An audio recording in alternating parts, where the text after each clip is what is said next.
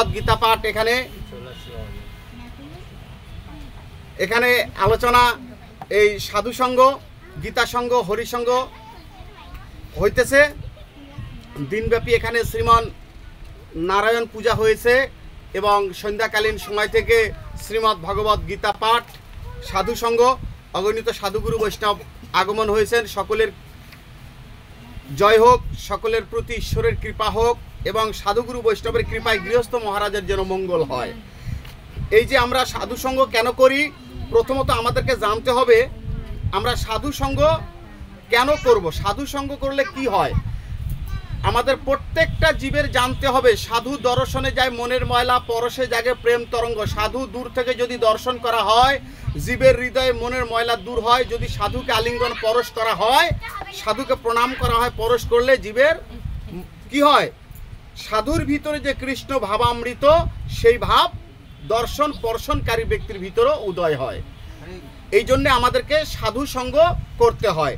আর কলিযুগে যতগুলি সঙ্গ রয়েছে, এই কলিযুগে যতগুলি সঙ্গ রয়েছে, সমস্ত সঙ্গের ঊর্ধ্বে হলো সাধু সঙ্গ।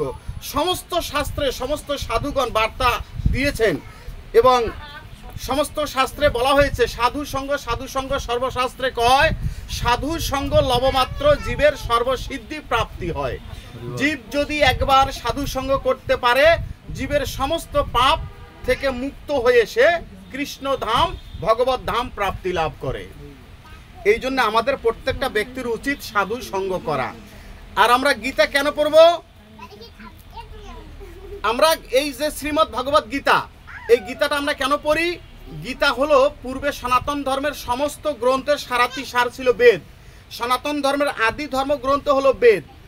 পর্যায়ক্রমে কালক্রমে দৈববশে বেদের পরে আসলো কি, বেদকে বুঝার জন্য আসলো সংহিতা, সংহিতাকে বুঝার জন্য কি আসলো, উপনিষদ।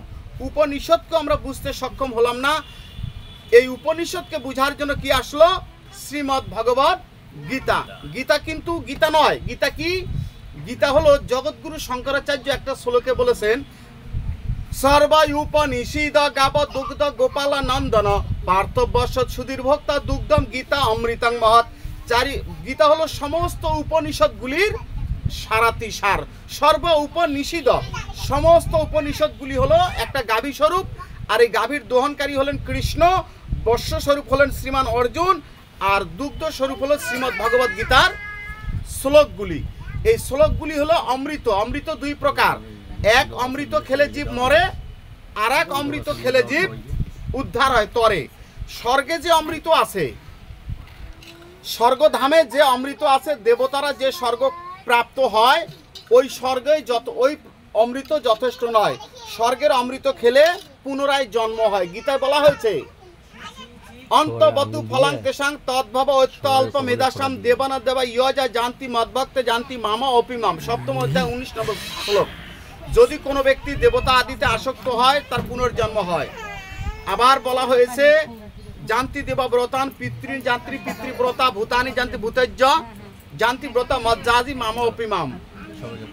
আবার বলা হয়েছে, যে ব্যক্তি যেমন দেবতা আদিতে আসক্ত হবে, সে দেবলোকে যাবে, দেবলোকে গেলে পুনরায় আবার তাকে মনুষ্য লোকে আসতে হবে।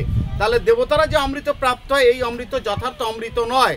আমাদেরকে কি, দুগ্ধম গীতা অমৃতং মহৎ। ভগবান বলেছেন, জানতি ব্রত মদ জাজি মাম।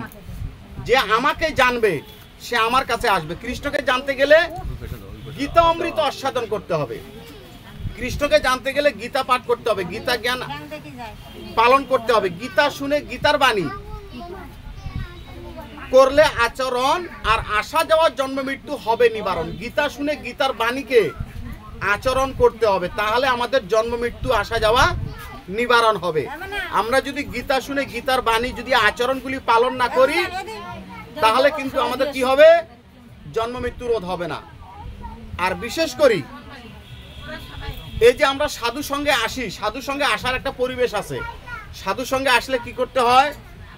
সাধু সঙ্গে আসলে প্রথমত যারা শ্রবণকর্তা, শ্রবণ করতে আসবে, তাদেরকে কেমন হতে হবে? সংযম চিত্ত লাগবে। তাদেরকে সংযম চিত্ত লাগবে। একাগ্রতা লাগবে, ইন্দ্রিয় সংযত লাগবে, তাহলে সেই শ্রবণগুলি কৃতার্থ হয়। আমরা গীতা পাঠে আসলে যদি গীতার দিকে আমাদের মন নিবেশ না হয়, গীতায় বলা হয়েছে গীতার্থং বেচমনং ইয়ন স্মৃতি সমীপিত সুকর ভাবং যৌনি মামেকা অধিগচ্ছতি। সুতমুনি বলেছিলেন গীতার মাহাত্ম্যের মধ্যে যে গীতার নিকটে থাকি যদি কেউ গীতার কথা না শুনে একবার দুইবার নয় বারবার তার শুকর জনিত জন্ম হয়। তাহলে আমরা যে 84 লক্ষ জন্ম থেকে বাঁচতে এসেছি, গীতাকে অবজ্ঞা করি, গীতা না শুনে আমাদেরকে আবার পুনরায় 84-তে যেতে হবে। এই জন্য আমাদের প্রত্যেকটা ব্যক্তির উচিত গীতাকে মন প্রাণ দিয়ে অধ্যয়ন করা, গীতাকে মন প্রাণ দিয়ে অধ্যয়ন করা, গীতাকে মন প্রাণ দিয়ে শ্রবণ করা, গীতাকে একাগ্র চিত্তে গীতাকে হৃদয়ঙ্গম করা। গীতাকে যদি আমরা হৃদয়ঙ্গম করতে পারি তাহলে আমাদের কি হবে, আসা যাওয়ার জন্ম মৃত্যু থেকে আমরা মুক্ত হব। আর এই আসা যাওয়া থেকে মুক্ত হতে গেলে গীতার সঙ্গে অবশ্যই করতে হবে। আমরা এক শ্রেণীর লোক আছি যে কখনো সাধু সঙ্গ ঘরে তো করি না, বাহিরেও সাধু সঙ্গ করি না। আর আমরা সাধু সঙ্গকে স্বীকার করি না, সাধু সঙ্গ বুঝি না, সাধু সঙ্গে যাই না। সাধু সঙ্গে গেলে কি হয়, আমরা যারা গ্রন্থ পাঠ করতে পারি না অনেকে, তারা যদি সাধু সঙ্গে যায় গ্রন্থ শ্রবণ করলেও কোটি কোটি পুণ্য সঞ্চয় হয়। এই জন্যে আমাদেরকে সাধু সঙ্গ করতে হবে। সাধু সঙ্গ করলে জীবের পাপ দূর হয়, সাধু সঙ্গ করলে জীবের মোক্ষ লাভ হয়। তা আমি যে শ্রীমদ্ ভগবত গীতা 15 নম্বর অধ্যায়টি পাঠ করলাম, এই 15 নম্বর অধ্যায় প্রথমত আগে আমাদের গীতার পাঠ শ্রবণ করতে গেলে ভক্তি সম্বন্ধে জানতে হবে। ভক্তিটা কি? এই যে আমরা সাধু সঙ্গে আসি, আমাদের ভক্তি কি? ভক্তিটা এমন, ভক্তি হলো বিশ্বাস। ভক্তি, বিশ্বাস, কর্ম যখন তিনটা সমন্বয় হয় তখন জীবের মুক্তি লাভ হয়। আমাদের ঈশ্বরের প্রতি, কৃষ্ণের প্রতি, গোবিন্দের প্রতি এমন ভক্তি, অটল ভক্তি লাগবে যে কৃষ্ণ সম্বন্ধে 1000 জন যদি 1000 কথাও বলে তবু আমরা যেন কৃষ্ণ ছাড়া না হই। এটা হলো যে ভক্তি। আমরা যদি কাউকে, আমাদের বাবা মাকে, ভাই বোন, আত্মীয় স্বজনদেরকে যদি আমরা ভালোবাসি, আমাদের ভালোবাসার যদি কোনো ব্যক্তি থাকে তার বিরুদ্ধে যদি কেউ 1000 কথা বলে আমরা সেদিকে কান দেই না। তদ্রূপ কৃষ্ণ হলেন আমাদের সর্বোচ্চ পাওয়ারফুল ভালোবাসার ব্যক্তি। কৃষ্ণ সম্বন্ধে যদি 1000 জন 1000 রকম কটূক্তি করি বলেও আমরা সেদিকে কান দেব না। আমাদের চিন্তা চেতনা কৃষ্ণের প্রতি থাকবে। কেননা কৃষ্ণকে ভগবান শ্রীকৃষ্ণ বলেছেন, অর্জুন মত্তঃ পরতরং নৈন্যৎ কিঞ্চিত ধনঞ্জয় ময়ি সর্বম ইদং প্রতং সূত্রে মণিগণাইবা রসম অপসু কন্ত্যা প্রভাসাস্মি শশী সূর্য প্রণব সর্ববেদেষু শব্দক্ষয়ী পৌরুষনিষু পুণ্যগন্ধ পৃথিবীন্ত তেজাচস্মি বিভাবশ জীবনং সর্বভূতেষু তপস্যাস্মি তপস্বিষু। আমার অপেক্ষা পৃথিবীতে একবারে বিন্দু পরিমাণ, কিঞ্চিত পরিমাণ আমার অপেক্ষা শ্রেষ্ঠ কিছুই নয়। আমি জলের রস, আমি চন্দ্রের কিরণ, আমি সূর্যের তাপ, আমি যোগীর যোগ, আমি ধ্যানের ধ্যান, জ্ঞানীর জ্ঞান, ভক্তিবানের ভক্তি, আমি জীবের জীবন, আমি সমস্ত কিছুর মধ্যে কেবল আমি। তাহলে কৃষ্ণই সমস্ত কিছুতে লিপ্ত হয়ে আছেন। আর যা কিছু হইতেছে সমস্ত কারণের কারণ কৃষ্ণ। যেহেতু চতুর্মুখ ব্রহ্মাও বলেছেন, ঈশ্বর পরমকৃষ্ণ সচ্চিদ আনন্দ বিগ্রহ অনাদির আদি গোবিন্দ সর্ব কারণের কারণম আদি পুরুষম গোবিন্দম তমহম বন্দে ভজামি। আদি পুরুষ গোবিন্দ হলেন আমাদের সকলের ভজনের মূল ব্যক্তি, উনি সমস্ত কারণের কারণ। তাই কৃষ্ণের প্রতি আমাদের যেন কোনো সন্দেহ না থাকে, কৃষ্ণের প্রতি আমাদের যেন কোনো অভক্তি না থাকে, তাহলে আমাদের জীবনে দুর্দশা ঘটবে। আর আমাদের প্রাথমিক অবস্থা কি করতে হবে, ঘরে ঠাকুরের ছবি রেখে নিত্য সকালে, দুপুরে, সন্ধ্যায় 3 বেলা ঠাকুরকে সেবা দিতে হবে। আমরা 3 বেলা সেবা কারা দেই? আমরা নিজেরা কিন্তু 3 বেলা ঠিকই খাই, কিন্তু ঠাকুরের বেলায় 1 বেলা নেই, ঠাকুরকে ফাঁকি দেই। আজকে আমরা যত ঠাকুরকে ফাঁকি দিতেছি, গোবিন্দকে যত ফাঁকি দিতেছি, অন্তিমকালে গোবিন্দ আমাদেরকে ফাঁকি দিবেন আর দর্শন দিবেন না। হরি বল। আমরা যেদিন, আমাদের এই দেহ যেদিন ত্যাগ হবে, দেহ থেকে আত্মা যেদিন চলে যাবে, গোবিন্দ সেদিন আমাদেরকে আর শরণাপন্ন হবেন না, গোবিন্দ আর আমাদেরকে কৃপা করবে না। কেন করবেন না? আমরা বেঁচে থাকতে সারা জীবন গোবিন্দকে ফাঁকি দিয়েছি, এই জন্যে অন্তিম কালেও গোবিন্দ আমাদেরকে ফাঁকি দিবেন। তো এই জন্য আমাদেরকে প্রত্যেকটা ব্যক্তির উচিত এক দেহে প্রাণ থাকা অবস্থায় প্রত্যেকটা ব্যক্তির নিত্য সেবা করতে হবে এবং সাধু সঙ্গ করতে হবে। আমরা বছরেও একটা কেউ সাধু সঙ্গ করাই না। আমরা এমনও ব্যক্তি আছি, আমরা এক বছর অন্তর একটা সাধু সঙ্গে কেউ করতে চাই না। সাধু সঙ্গ যারা করে না তাদের জীবনটা হলো পশুর সমান। যারা সাধুগুরু বৈষ্ণবকে সেবা দেয় না, যারা সাধুগুরু বৈষ্ণবকে সেবা দেয় না, যারা ভগবানকে সেবা দেয় না, যারা ভগবানের কাজে লাগে না, তাদের জীবনটা হলো পশু সমতুল্য। এই জন্যে আমাদের প্রত্যেকটা ব্যক্তির উচিত নিত্য সাধু সঙ্গ করা। এই দেখেন গীতা পাঠে আসি, যদি আপনারা আপনাদের কথা বলেন তাহলে গীতা পাঠে আসার কোনো ফল নেই। গীতা পাঠে আসলে যতক্ষণ গীতা পাঠে থাকবেন, যতক্ষণ সঙ্গে থাকবেন, এতক্ষণ মনটা কাকে? গোবিন্দকে দিয়ে দিতে হবে। আমি গোবিন্দের কথা শুনতে আসছি। আর এই গীতা পাঠে আসার আগে আমাদের পিছনে 3টা ঘটনা ঘটে, আমরা জানি না।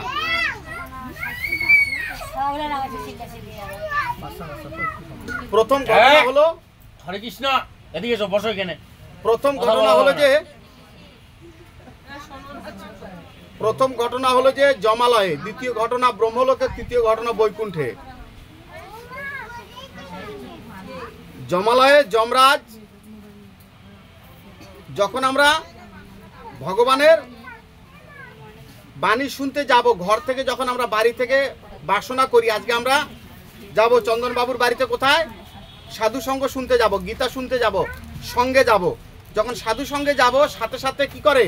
যমরাজ যমদূতকে ডেকে এনে আমাদের জীবনের যে অপরাধগুলি থাকে সেগুলিকে মোচন করে দিতে বলে।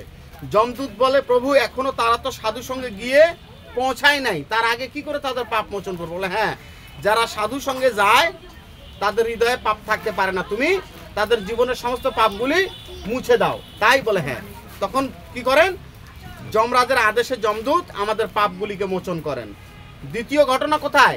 ব্রহ্মলোকে, যখন এই জগৎ থেকে কোটি কোটি ভক্তের মধ্যে মনুষ্যানাং সহস্রেষু কর্ষতি যততি মাম সিদ্ধয়ে, সহস্র সহস্র জনের মধ্যে কোন একজন সিদ্ধ শুদ্ধ পবিত্র আত্মা, যেগুলি এই আত্মাগুলি যখন ভগবত ধামে যায়, ভগবত ধামে যাওয়ার সময় কি হয়? চতুর্মুখ ব্রহ্মার সাথে সাক্ষাৎ করে যায়। চতুর্মুখ ব্রহ্মা কি করেন? ধূপ প্রদীপ দিয়ে আরতি করার জন্য দাঁড়িয়ে থাকেন তাদেরকে। এই জন্য একজন সাধুগুরু বৈষ্ণব আমাদের বাড়িতে আসলে কি করতে হয়? প্রথমে আমাদেরকে ধূপ প্রদীপ দিয়ে আরতি করে নিতে হয়। আমরা কিন্তু সেই বিষয়গুলি জানি না। কিভাবে একটা সাধুকে বরণ করতে, কিভাবে সাধুকে প্রণাম করতে, কিভাবে সাধুকে সমাদর করতে হয়। সাধুকে সমাদর করলে ভগবানকে সমাদর করা হয়। ভগবান বলে, আমি সাধুর দ্বারায়, ভক্তের দ্বারায় আমি সেবা পেয়ে থাকি। এই জন্যে সাধু সেবা করলে ওই সেবা ভগবানের সেবা হয়। সাধুর মধ্যেই ভগবান। ভগবান তো নির্দিষ্ট কোনো একটা স্থানে নেই, ভগবান তো কোনো মঠে মন্দিরে নেই। ভগবান কি বলেছেন? ঈশ্বর সর্বভূতানাং হৃদেশ্য অর্জুন তিষ্ঠতি ভ্রাম মায়ন সর্বভূতানি যন্ত্র আরুরানি মায়া। ঈশ্বর সমস্ত ভূতে আত্মারূপে বিরাজমান রয়েছেন। তাই এই জীব সেবা যখন করা হয়, জীবের হৃদয়ে যে ঈশ্বর রয়েছেন, সেই ঈশ্বর সেবা প্রাপ্তি হন, তখন ভগবান সন্তুষ্টি প্রকাশ করেন। তো এই জন্যে আমাদেরকে সাধুগুরু বৈষ্ণব দেখলে অবশ্যই নমস্কার, দণ্ডবত, প্রণাম এবং সমাদর করতে হয়। তো ব্রহ্মা কি করেন? যারা যে শুদ্ধ আত্মাগুলি ভগবত ধামে যায় তাদেরকে ধূপ প্রদীপ দিয়ে আরতি করে বরণ করেন। আর তৃতীয় ঘটনা, এটা হলো 2 নম্বর। 3 নম্বর ঘটনা বৈকুণ্ঠে ভগবান শ্রী বিষ্ণু সমস্ত ভক্তদেরকে ডেকে বলেন, তোমরা আজকে রত্ন খচিত একটা সিংহাসন তৈরি করে রাখো।